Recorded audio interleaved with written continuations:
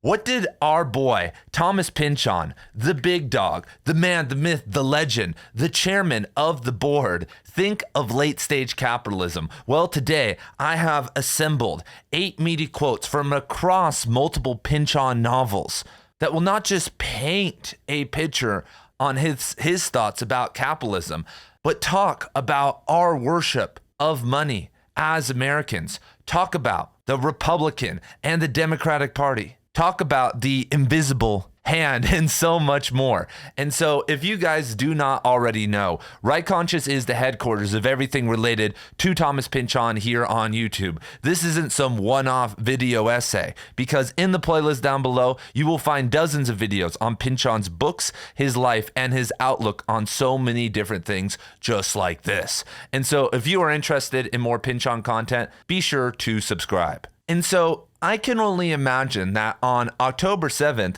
Thomas Pynchon's new novel, Shadow Ticket, will continue his critique of capitalism because it takes place at the end of the Prohibition era, which is ripe for critique. And Thomas Pynchon isn't some communist. This isn't going to be some presentation, sad boy, mew, mew, mew, oh, capitalism is bad. Because if you guys don't know, Thomas Pynchon has sold a lot of books, and he is a very, very rich man. But across his body of work, he has really made a critique of capitalism that I don't think anyone can refute. Because you can be all for the free markets or whatever, but there is this concept of dark capital that has now manifested into things like the military-industrial complex, our relations, with foreign countries that don't have our best interest in heart, money being dumped into wasted programs, and the exploitation of the environment, all this stuff. And no matter what side of the aisle you are on, we can all look at it now and be like, damn, that $8 trillion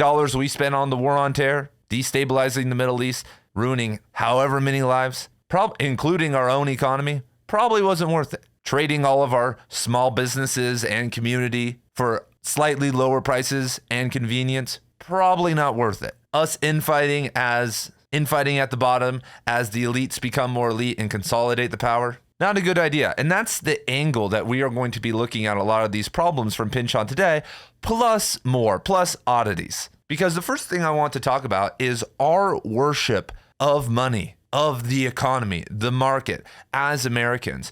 Because growing up in America, it almost just seemed matter of fact to me. But then when I started to travel around the world and go to different countries and meet people from around the world, I realized that everybody doesn't have the relationship that Americans have with money and ambition, and especially hyper ambition. Because in Thomas Pynchon's 2013 novel, which is his most recent novel until Shadow Ticket comes out next week, he goes after the corporations. He goes after the billionaires. He, features, the villain is this Mark Zuckerberg, Elon Musk, Jeff Bezos type guy. But one of the most important things that he talks about is that those guys and what they done. Here I am, the peasant talking up about the billionaires, is only possible because of our religious fanaticism when it comes to money. And you hear people say all the time that it's such a terrible thing that, we've lost faith in our society and our Christian values and all these things. But it's interesting because when you look at places, and I hate to mention the Scandinavian countries because everyone always references them, but there's other countries also. But when you look at, for instance, the Scandinavian countries, they are the most happy, the least religious, some of the most agnostic or not religious countries in the world. And unless like you're in Stockholm or something like that, the hyper ambition really isn't there. But somehow they have, in many other countries, many individuals in the world, we're not all slaves to the market, but many countries and groups at large, instead of filling the void by doubling down on religion or worshiping technology, worshiping science, worshiping statism, worshiping the market, economics, they've replaced it with something more holistic: community, family, nature, the self, quiet contemplation, whatever the hell it is. But here in America, we've replaced that slot, or at least for many people, with all those malignant aspects. And so Bleeding Edge takes place in New York City before, during, and after the 9/11 attacks. And Thomas Pynchon has lived in New York City for a really long time and writes about it in such a wild way, you guys. Like, you got to check this one out. And so I don't know if you guys remember, but one of the biggest lies that we were ever told was that the Bin Ladenites attacked us because what? You already know it. They hated our freedom. Say it again. They hated our freedom. It wasn't our relationship with a certain country in the Middle East. It wasn't us meddling with the Sunnis and the Shiites and trying to manipulate Iraq, Iran, Syria, and all these other countries. It wasn't any of that. It's because they woke up and said, damn, look at all that freedom. It's classic, you know, simple aphorisms can help you get away with something like the Iraq War. Anyway, and so our first quote of the day is two Pynchon characters talking about why it did happen. And so let's hop into it. Quote, you remember those twin statues of the Buddha that I told you about, carved out of a mountain in Afghanistan that got dynamited by the Taliban back in the spring? Notice anything familiar? Twin Buddhas, twin towers, interesting coincidence. So what? The Trade Center towers were religious too. They stood for what this country worships above everything else. The market.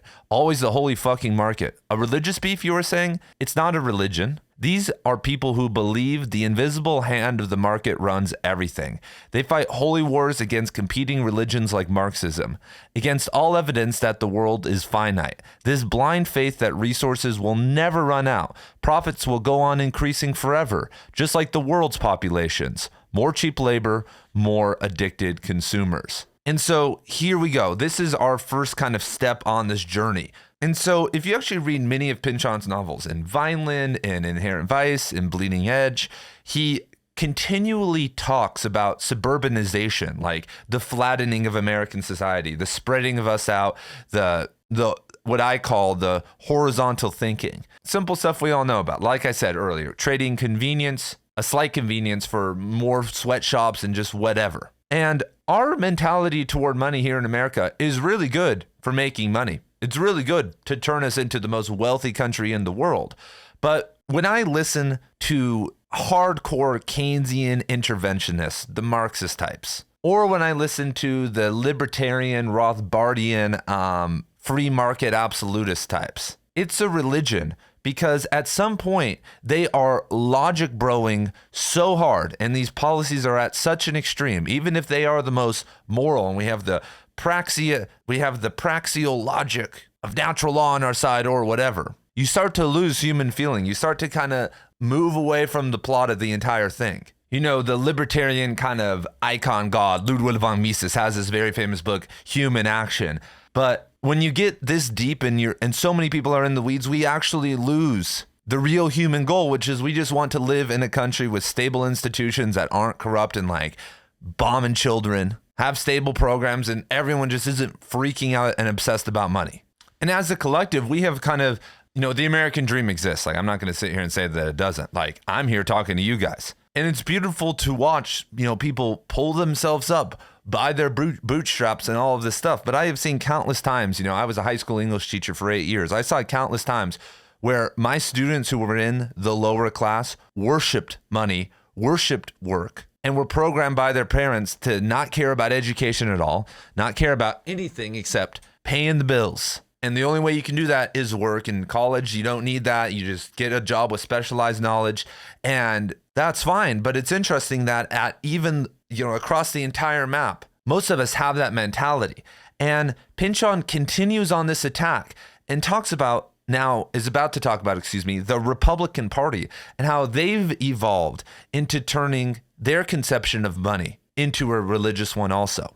And Pynchon says, quote, whoa. I need to get a word in before George W. Bush does, because we can't have a video about late stage capitalism without me flexing my capitalism on you. So I run a Thomas Pynchon book club. I also run the most active book club in the world, where we read 6 to 10 transformative novels every single month. Over on my Substack, which is the home of the literary renaissance, which is the home of the best readers and writers on the world. You can meet with me and be held accountable and have a great time talking about not just books, but join me on my free live streams, get access to a ton of free content, and then get access to over 100 hours of paid content if you guys want to support me on my journey. You can also get access to my writing and so much more. And so if you are not on Substack, I would recommend going over there. The best writers in the world on capitalism, on economics, on all of these different topics are over there right now, writing and releasing mind-blowing stuff for free. And so if you want to see more content like this, like I said, that's either free or paid for me or others, go check out the link down below. And now let's hear from the man, the myth, the legend himself, the greatest president in American history, George W. Bush. Or we're not going to hear from him, we're going to hear about him. Back when I was into the business, all being Republican meant was a sort of principled greed. You arranged things so that you and your friends would come out nicely. You behaved professionally. Above all, you put in the work and took the money only after you'd earned it. Well, the party, I fear, has fallen on evil days. This generation, it's almost a religious thing now. The millennium, the end days, no need to be responsible anymore to the future. A burden has been lifted from them. The baby Jesus is managing the portfolio of earthly affairs, and nobody begrudges him the carried interest. And continuing Pynchon here, we'll just talk about it now that we're on the topic.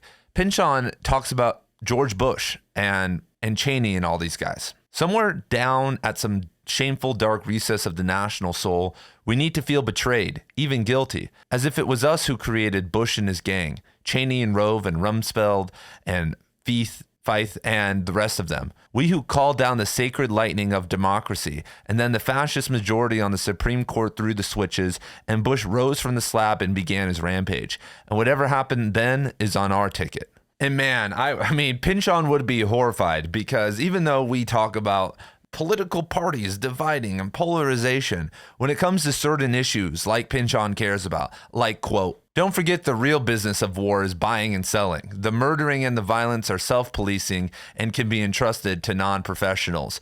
When you look at Pynchon's work, Gravity's Rainbow, and so many others, it deals with the military-industrial complex and the military-industrial complex's relationship to intelligence agencies. And over the last 25 years, both the Democrats and Republicans have all been very implicit in the war on terror, the war, whatever war, relations with countries in the Middle East that destabilize other countries. And there no longer is an anti-war party in America. Obama with all the drone strikes in Iraq War III. Obviously, George Bush. And when you look at the backroom deals, everyone boosting their net worth on the stock market. We're in this kind of collective worship of money, of these principles, of late stage capitalism, and everyone trying to consolidate whatever power they can while appearing to have all these differences and outlier topics as everyone else gets screwed over.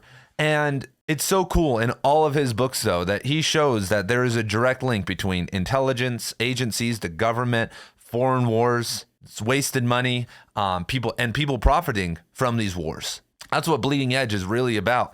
Bleeding Edge also, and Pynchon, this is what narratives do, because there's going to be someone down below that says, right conscious, you have no idea what you're talking about when it comes to economics. Thomas Pynchon doesn't either. This is literature. Literature is supposed to not be some Hayekian analysis or me and you crunching the numbers and trying to create the new democratic socialist state. It's about the feeling aspect. Because if we don't have the feeling aspect down, the numbers can always be biffed. They can be manipulated by who's ever in control, and we can't really do anything about it except nod our head. And you and we can sit down and argue pure economics all the time, and that's for a different forum. But what matters most and what will enrage people and make people care about those numbers and want to get involved in whatever way, whatever side of the aisle economically you are on, is by showing them. And that's one of the main goals of this channel. I view myself as an educator, and don't get involved with all this little political turmoil, because right now, as a collective in America and really in the world, we don't have the collective education to actually elect good leaders. We don't have the collective education or to raise our psychic or spiritual selves, whatever you want to call it, to move past money, move past some of these traps, move past some of this worship. And the only way we are going to get there is not through more reform or electing the right person. And that maybe could help a little bit, but it really won't. It's about us getting better as a people, at large, becoming more educated, more whatever, more conscious. And I know it's a silly aggregist mindset, or let's break away and build our own thing, but it's really not. It's about mass awakening through digital platforms like this. And it can happen. We don't need people to become 10 times better. We need them to become 5 or 10% better, more conscious, more into these types of things. to break away from the worship of money. And like I said, the best way to get into that is you look at like, oh my God, follow the Epstein money, follow the money in the war on terror, follow the money in Ukraine or wherever, or whatever other program, the military, some of these social programs. And the average dude on the street knows that he's getting screwed over. Like, yeah, screw that. But then what? And that's where the education level, the awakening is going to happen, because we need to help people take the next step. And I think that people like Thomas Pynchon are that gap, because as I talked about it in my video yesterday, you can sit and read a Thomas Pynchon book. And if you actually if you research everything that's in here and all the references and all this, if you read Bleeding Edge, Gravity's Rainbow, Vineland, and then you research like how the CIA messed with like the Black Panther movement, Nation of Islam, constructed the entire hippie movement. You learn about some of the stuff in Bleeding Edge and Gravity's Rainbow and the military industrial complex and all of this stuff. You will understand what late stage capitalism is. You will understand where we are at, how we got here, and you will have an emotional attachment to it, which is better than just watching documentaries and logic broing and having nothing activated, because we have an army of dudes who just complain online and aren't willing to do anything about it. And so I have saved the best for last. Here is a quote from Bleeding Edge. No, I meant late stage capitalism is a pyramid racket on a global scale. The kind of pyramid you do human sacrifices up on the top of. Meantime, getting the suckers to believe it's all going to go on forever. And this connects back to this idea that we don't think that this is finite. We don't think, and I'm not even talking about fossil fuels, but just our fiat economy in general. If you look at the boom bust cycle, many other things, the market, the manipulation, the consolidation of farmland and houses by, private places like Blackwater, all of this stuff, the road eventually just doesn't continue on like it has been. America, as it looks right now, still, it's not even been 100 years yet. And as you know, if you ever read a history book, usually things don't last for hundreds of years. And if you do, it's a really lucky time in history. But I really like that. Once again, he reinforces this idea. It's a kind of pyramid you do human sacrifices on top of, which is a really good, the pyramid racket, pyramid scheme. And what do you do at the top of these Mesoamerican or whatever pyramids? You sacrifice people. And that's what's happening here. So many people die early, die at work in the name of capitalism, in the name of just trying to increase a little bit more profit in GDP. While all of us believe that our kids or our kids' kids or whoever are going to live a similar life to what you and I are living. And it's absolutely wrong. Like, I am sitting here living a much more crappy life than what my parents were living. And my wife and I are working and doing stuff like putting in a ton of time. I haven't bought in a house yet. I have a lot of problems when it comes to money. As my parents at my age had 2 kids, bought a house, had cars, all these things. And I don't want to be the little resentful millennial complaining about the boomers, but it is all true. And I feel bad for people who, at least I had parents that, helped me and helped pick me up when I was like, down and say, hey, you can come live at home for a couple months and get back on your feet. Like, a lot of people don't have that. And if I didn't have that, I wouldn't be here right now. And so I feel really bad about all that. And so what do you guys think? What have you guys gotten from Pynchon's work on capitalism, on the military industrial complex? We'll have to talk about all that another time. I mean, like I said, it's all kind of interlinked, but don't get caught in the numbers. Don't get caught in the fights. Activate. Do something about it. Realize step 1 isn't changing economic policy and arguing about that. It's about a mindset shift, in the people, which is going to be one of the hardest things that we can do. But until that happens, it's just going to be a continuing loop ad infinitum forever. And I don't want to be stuck in that hellhole. And I don't think you want to be there either. I'm reporting live from the Thomas Pynchon Underground. Let's go, everyone. Pre-order your books October 7th. Let's light the literary world on fire again. Get Pynchon. It's so sad when Cormac McCarthy released his last novel, The Passenger. It didn't even crack any top lists for top selling books. It was all just book talk, James Patterson stuff. And so maybe this time, I doubt it, we can put Pynchon on the bestseller list. And if not, who gives a shit, because those things are corrupt anyway. Peace out, everyone, and have a great day.